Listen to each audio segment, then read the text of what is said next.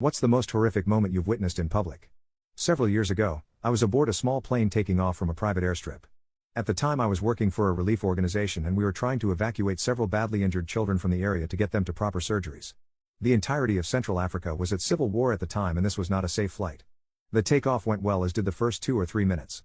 My last calm memory is looking out a window and seeing the Congo River directly below us.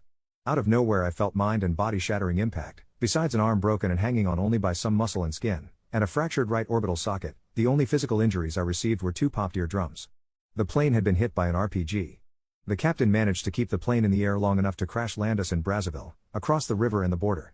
Of the 11 souls on the plane during takeoff, 5 survived the landing.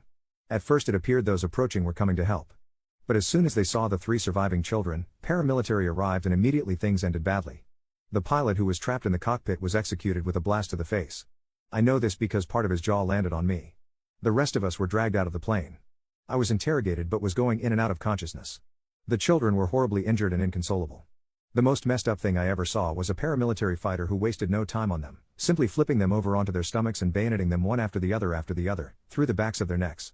Then they argued about what to do with me. I had managed somehow to stabilize my wounds.